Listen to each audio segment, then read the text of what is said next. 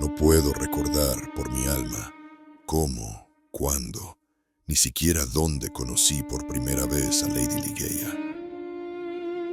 Han pasado largos años desde entonces, y mi memoria, debilitada por el sufrimiento, ya no es lo que era. O quizás no puedo recordarlo porque el carácter de mi amada, su rara erudición, su belleza singular y la elocuencia musical de su voz se abrieron paso en mi corazón de una manera tan gradual, tan sigilosa, que no pude percibir el momento de su entrada. Pero creo que la conocí, sobre todo, en alguna gran ciudad antigua y decadente, cerca del Rin. Era allí, sin duda, donde recibí las lecciones que moldearían mi espíritu para siempre. Las lecciones de Ligeia en su apariencia desafía toda descripción. Era alta, de una figura etérea, pero con una presencia que llenaba cualquier estancia. Su andar era majestuoso y sosegado, pero era su rostro el que contenía el verdadero misterio. La piel de un marfil purísimo, una frente amplia y serena, un cabello que brillaba con el lustre del cuervo, pero sus ojos, oh Dios, esos ojos eran orbes divinos, grandes, negros, brillantes, velados por unas pestañas de azabache. Eran, a la vez, el encanto y el enigma. Su conocimiento no tenía parangón. Era una biblioteca andante de todo lo arcano, lo olvidado, lo prohibido. En las ciencias físicas y matemáticas, su dominio era absoluto, y fue ella quien me guió, con sus dedos de marfil, a través de los laberintos de la investigación metafísica. Un saber tan vasto, tan profundo, que me di cuenta con un terror delicioso de la inmensidad que había alcanzado. Ligeia era mi guía, mi compañera, mi todo, mi esposa. Y entonces, tras años de una felicidad que los ángeles del cielo envidiarían, la enfermedad se cernió sobre ella. La vi luchar. Oh, cómo luchó. Era una batalla terrible entre su voluntad de hierro y la naturaleza de la muerte. Vi en sus ojos fieros una lucha que habría conmovido a cualquier corazón, salvo al de la parca. Sufría inmensamente, pero se negaba a rendirse. En los últimos estertores de su vida, su voz, normalmente tan dulce, se elevó con una energía aterradora. Me pidió que repitiera para ella un poema que había compuesto hacía tiempo. Un poema sobre la tragedia de la existencia, llamada El gusano vencedor.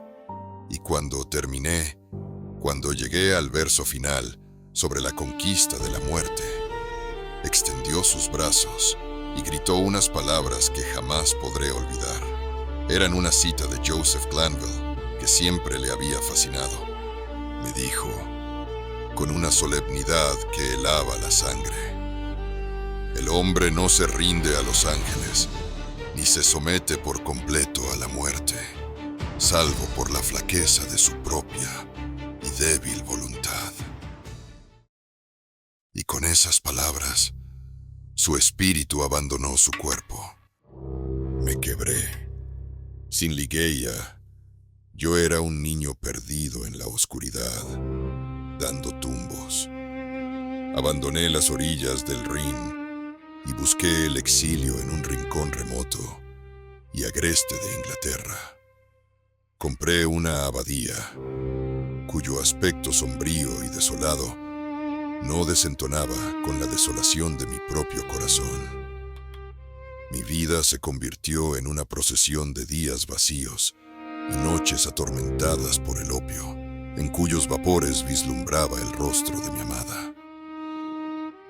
Y fue en un momento de locura, de enajenación mental, que traje a una nueva esposa a compartir mi soledad, la Lady Rowena de Trevanion, de cabellos dorados y ojos azules. La antítesis de mi Ligeia. La traje a la abadía como se trae un canario a una cripta. Lo hice en un intento desesperado por aliviar mi sufrimiento, por reemplazar la memoria con una nueva realidad. Pero el recuerdo de Ligeia era un sudario que no podía, que no quería arrancarme. Mi corazón nunca fue de Rowena. Pertenecía y pertenecería por siempre al polvo de la tumba de Ligeia. Decidí que la cámara nupcial sería un santuario, no para un nuevo amor, sino para el antiguo.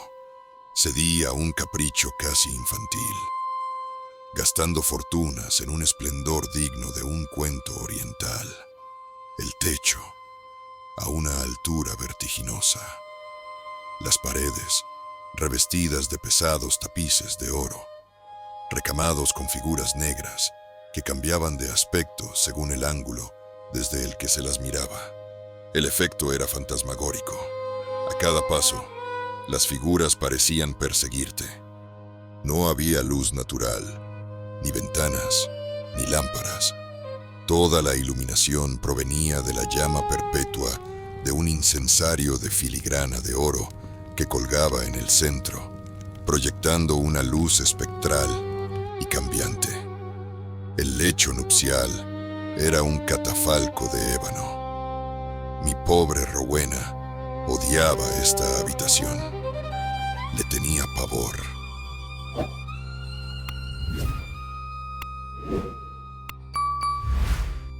No tardó en darse cuenta de que no me amaba. Quizás nunca lo supo del todo, pero sí sintió que mis pensamientos estaban en otra parte. Invocaba el nombre de Ligeia en sueños. Suspiraba su nombre en mis paseos por los claustros. La pobre Rowena, en el segundo mes de nuestro matrimonio, cayó enferma. Una enfermedad lenta, insidiosa, que los médicos no podían diagnosticar. Se consumía día a día. Sufría de fiebres y de una agitación nerviosa que la hacía hablar de sonidos y movimientos en la habitación que yo no podía percibir. Yo, sumido en mis visiones de opio, a menudo no distinguía la realidad del sueño. ¿Eran sus miedos el fruto de su enfermedad o era yo quien estaba ciego a la verdad? Una noche tuvo una breve y sorprendente recuperación. Por un instante, creí que la ciencia había triunfado. Se sentó en la cama. Su voz era un tembloroso susurro. Me preguntó, con una ingenuidad que me partió el alma, si no sentía yo una presencia en aquella habitación, si el aire no estaba envenenado por un recuerdo, si no veía yo una sombra. No vi nada, solo el juego de luces y sombras de los tapices. Pero su pregunta me enfrió. Me sumí en un silencio hosco, y a partir de ese momento, su enfermedad regresó con una furia redoblada. La esperanza, si alguna vez la hubo, se había extinguido. Hacia finales de septiembre, su estado era terminal. Una noche, mientras le ofrecía una copa de vino, mis sentidos, agudizados por el opio, percibieron algo. O creí percibirlo. Un paso etéreo junto a la cama. Y cuando miré dentro de la copa que le ofrecía, vi caer, desde una fuente invisible en el aire, 3 o 4 gotas de un líquido brillante, de color rubí. No sé si fue una fantasía de mis sentidos febriles, pero Rowena bebió, y su agonía fue breve. A la medianoche, mientras yo velaba su cuerpo junto a sus doncellas, exhaló su último suspiro. Lady Rowena de Trevanion había muerto, y yo estaba solo con los muertos. Me senté a velar el cuerpo amortajado de mi esposa. Las horas pasaban, lúgubres y pesadas.